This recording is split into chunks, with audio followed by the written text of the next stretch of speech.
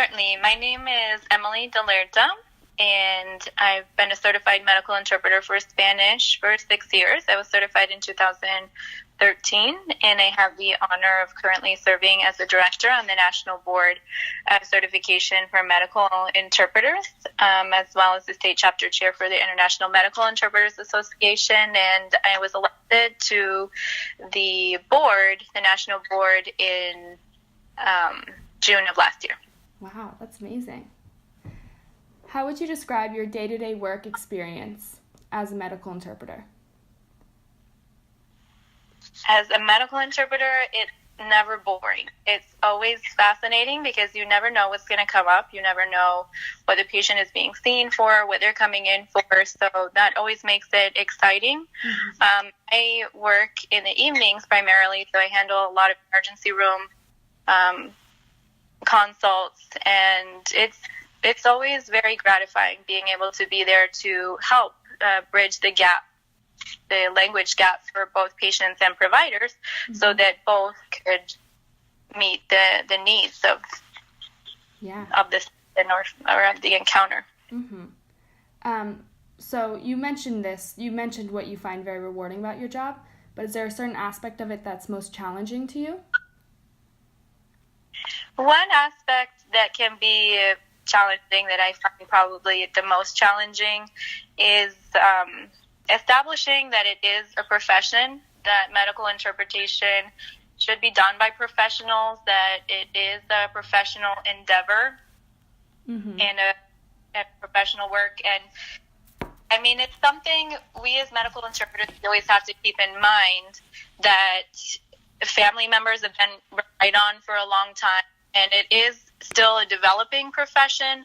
So as a consequence of that, a lot of both patients and providers, they tend to think of us not necessarily as professionals, or they tend to think that anybody who's bilingual can be a medical interpreter, which is not true. Yeah. So kind of helping with the education on that aspect of the work and the job, and working with providers and patients to help educate them at the same time that we are meeting the needs of whatever the medical encounter is, that can be challenging sometimes, so that we are able to do mm-hmm. our job and hold up our code of ethics and standards of practice. Absolutely. Why do you think equal language access in medical settings is an important aspect in the United States? Well, because it's honestly a question of life and death. Mm-hmm. It's a question of everybody being able to access healthcare. There's a significant percentage, roughly 8% of the U.S. population, that does not speak English as a primary language, and they speak it less than very well, which in any medical encounter, you need to be able to express yourself and mm-hmm. understand what's going on very clearly, because if not, there can be very serious consequences. So it's an ethical question just on a humanitarian level. It's also on the hospital level a question of quality, a question of patient safety, which is always very big in any medical center. Patient safety is always a priority. It fits in with patient-centered care mm-hmm. and hospital accreditation, and it's really with all guiding principles of medicine, as well as just basic civil rights. There are a lot of issues involved, but it is something that's extremely important to be able to communicate effectively when you're dealing with healthcare. Absolutely. How has the need for medical interpretation changed over the last 10 years, especially with the growing population of LEP patients? This is a very interesting question, and I'm glad that you chose the 10-year mark, particularly because I don't think the need has changed. The need has been there for decades, and unfortunately, it hasn't been met, and it's still not being met, and it's still going to take a lot of work to meet the need that exists. But this year, actually, 2019, marks the 10-year anniversary of National Medical Interpreter Certification, which is definitely a milestone, yes, and it's definitely worth celebrating, and it has raised the bar in terms of the quality of medical interpreting and making sure that patients have access, and that and having it be part of the discussion in healthcare too, amongst providers and patients and administrators in the hospitals, that this is something that is a priority, that it has everything to do with patient safety, and that certification has really helped with that, to show that it is a profession, that it should be done by professionals, that not everybody can do it, and that it's a question of safety. Actually, one of the major cases in language access that's still pointed to today is a case that happened in 1980, just to show that the need has been around, of course, for a very long time. In 1980, there was the case of Willie Ramirez, which happened right here in my backyard in Miami, Florida, where this was a patient who went into the emergency room. He was unconscious. His family did not speak English very well. They had no access to an interpreter. And the patient ended up quadriplegic because they did not understand what was going on. They did not get an accurate picture of what the problem was. And he ended up quadriplegic. He was a perfectly healthy young man when he went in to the emergency room. Actually, he had cerebral hemorrhaging. They thought that it was a drug overdose, that they assumed that, and they treated him incorrectly, and he ended up quadriplegic, and he sued the hospital and won the lawsuit for $71 million, and that was in 1980. So the need, and there are still lawsuits out there like this that are happening for wrongful death, and many more situations that could very well be lawsuits that are not actually brought to court. But this is the gravity, including a lot of people. It is a life or death question. Some patients, very unfortunately, have died because they have not been able to communicate and understand the diagnosis and their treatment plan and be a part of it.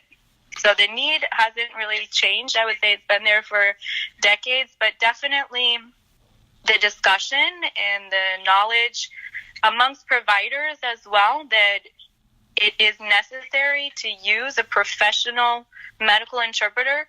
It's more in the consciousness. It's more of in the hospital setting, in the medical setting. It's more a part of the discussion. Providers realize the difference when they use a professional medical interpreter. So the profession is advancing, and certification has definitely played a major role in that. Mm-hmm. Speaking of certification, can you explain just in your own words the steps that are taken in order to help determine who is qualified to interpret and how they can most effectively meet the demands for language services? Is there a certain process that you go through in order to be certified? Yes, absolutely.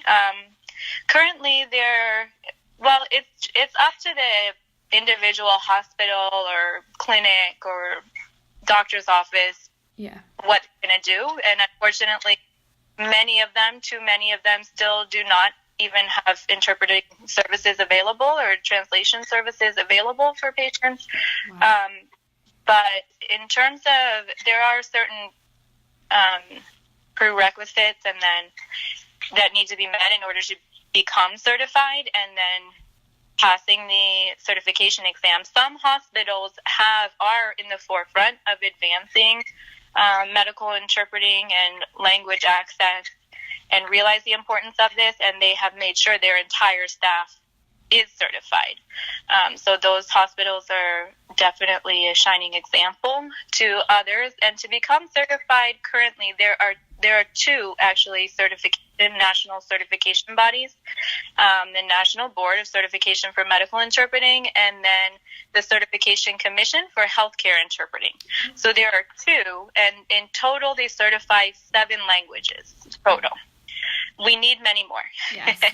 We need to certify more languages, but currently certification is available in 7 languages. So anybody who does medical interpreting should definitely become certified. So there's some measure of the quality of the interpreting that they're doing. Currently, to become certified, the standards are pretty low because it's still something that is becoming developed. You have to be at least 18 years of age. You have to have high school education. You have to do a 40-hour medical interpreter training. Mm-hmm. And then you must pass the written section of the exam and then the oral section of the exam. And then after you become certified, you're responsible for professional development in order to recertify You need to have a certain number of professional development credits to show that you are continually advancing your skills and your knowledge, which is never ending. So those are the current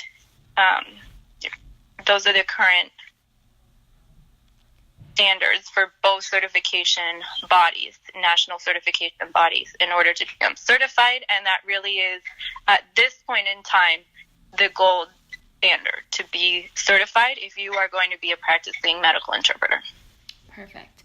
Now, what are your thoughts on technological interpretation services as a replacement for on-site interpretation?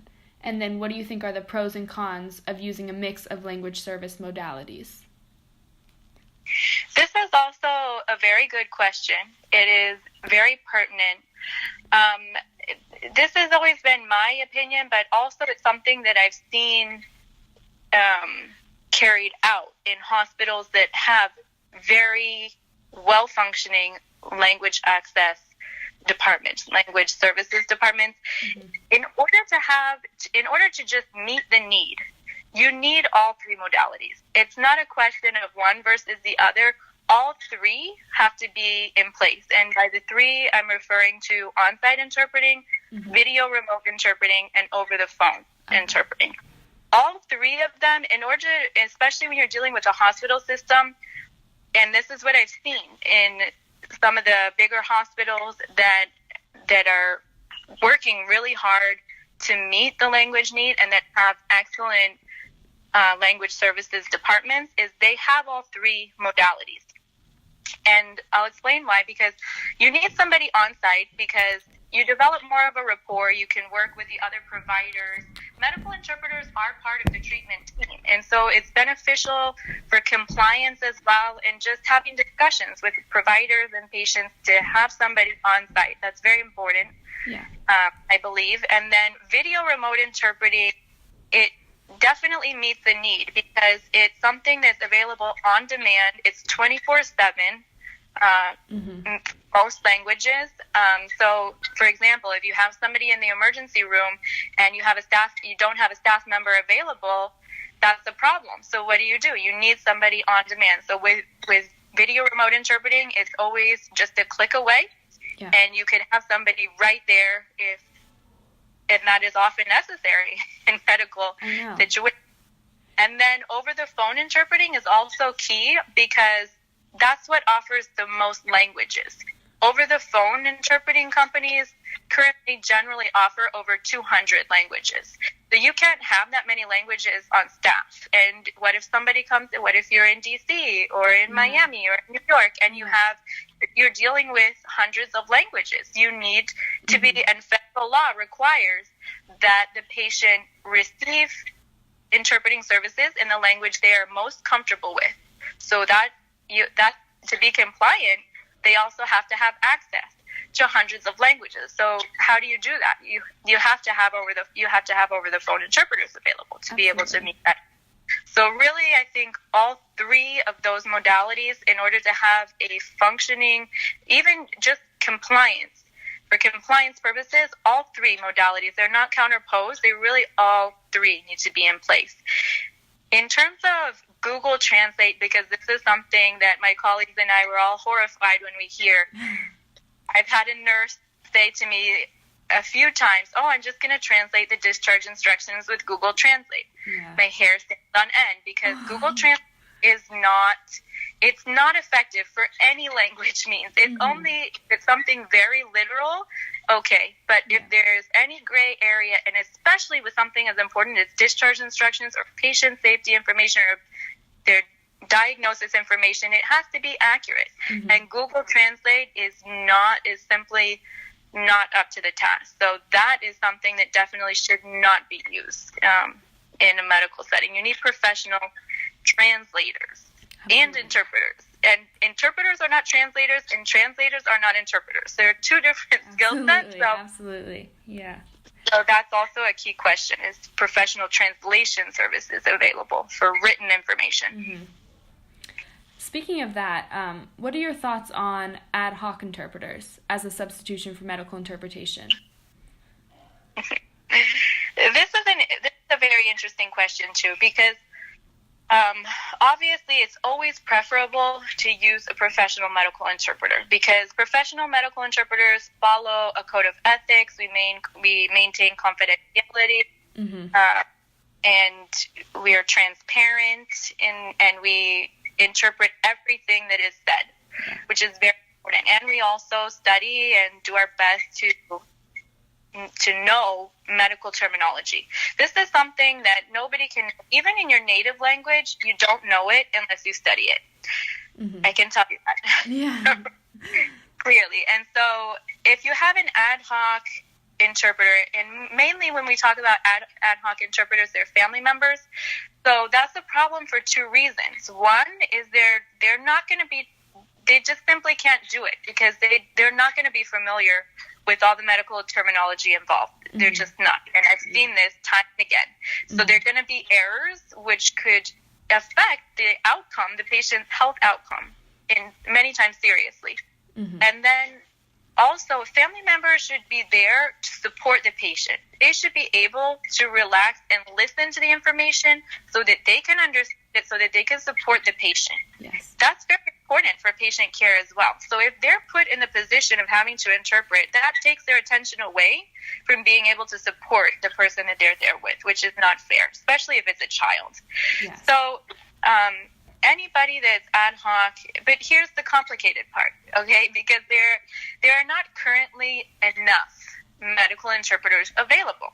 So that's why you have a lot of ad hoc interpreting going on. Yeah.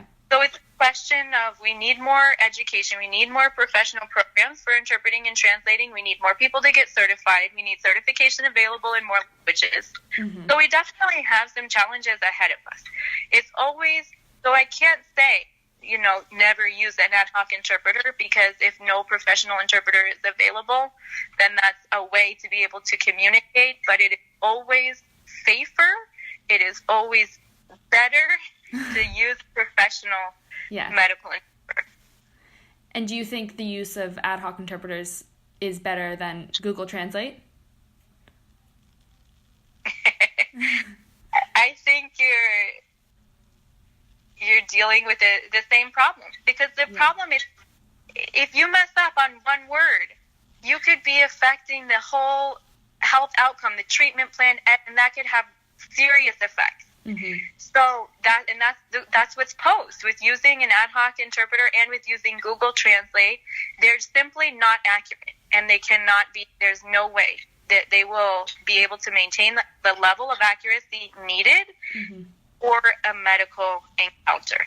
And I can tell you this, it's gratifying to me as well. Sometimes you'll have a family member who gets overzealous and they have good intentions. They've probably been put in the position of interpreting before, so they try and interpret before me, for example. It's like a competition. They want to get in there first. But very, very quickly, and I'm talking within minutes, they come up with something and this is the problem too, they'll say something incorrect because they don't want to look bad. They don't want to look like they don't know. They want to be helpful. So, and it's usually something that's very simple, like chicken pox or measles or spleen, organs that you don't talk about a lot. The family member will say something incorrect, and they don't want to look bad, and so they won't correct themselves, or even if they're not sure, they're going to say that. So what happens if you have a problem with your gallbladder, and you're saying I have a problem with my gallbladder, and then the family member interprets spleen or some other organ? Then it's going to affect the entire treatment plan. That's going to have very serious results. So whether it's Google Translate or a family member or a bilingual staff member or even a doctor who has, and this is a problem too, a lot of doctors know some Spanish, and so they want to speak to the patient in Spanish, but they don't know key terminology, so they'll just say it in English and then just keep going on, and the patient meanwhile doesn't understand.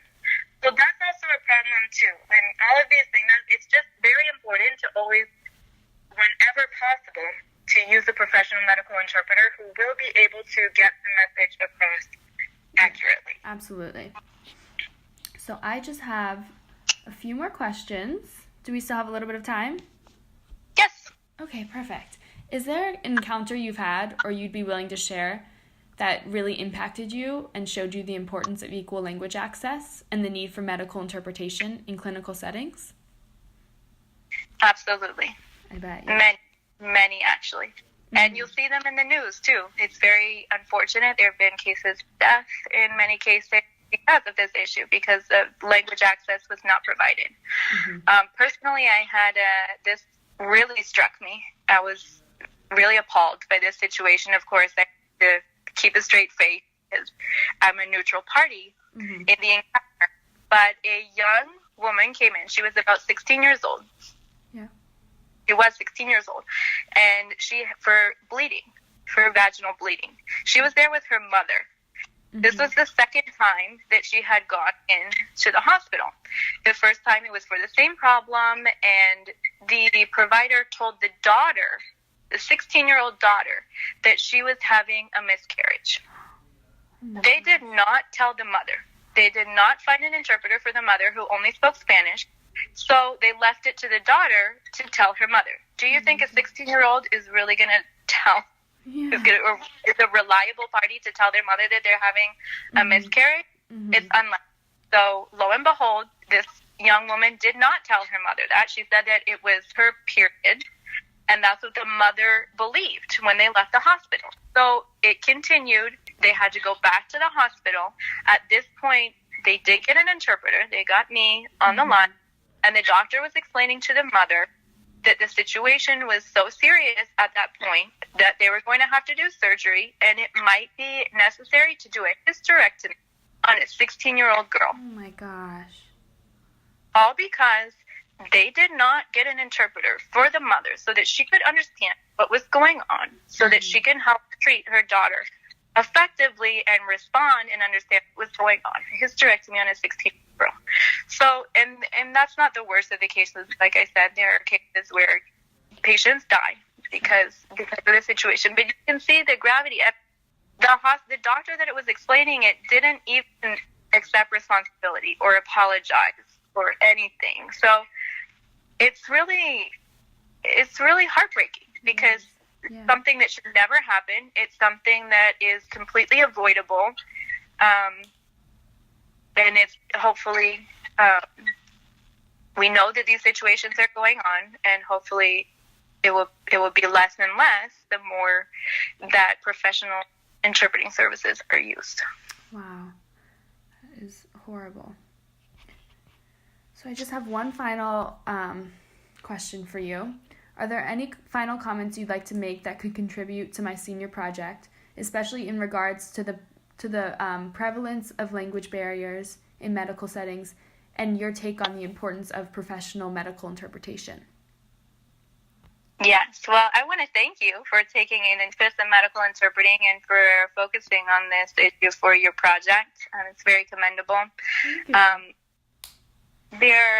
There are actually, one thing that's important, I think, to know is there are federal laws at this point that do establish the right to a professional medical interpreter. And the issue is that a lot of patients don't know this, and they don't act on that knowledge that it's their right. And it is their right by federal law. The Affordable Care Act, Section 1557, clearly states that a professional, and this is the wording too, professional medical interpreter must be used in any medical encounter where federal funds are received. And federal funds affect everything because federal funds are Medicare, Medicaid, CDC money, research money, all of that. So all the big hospitals receive federal funds, and they must receive, and it goes on to say that a professional medical interpreter is somebody who is trained in medical terminology. So that right there is important to know. And then also the Civil Rights Act of 1964, Title VI, also it's an anti-discrimination clause, which prohibits discrimination based on national origin, which includes language, which was interpreted federally to include language. So it's illegal to do that. It must be in place, but still there's a lot of hospitals that don't have it. So it's something, and like I said, it's also a question of the profession evolving. We need more medical interpreters. It's actually one of the fastest growing professional professions. So it's a good,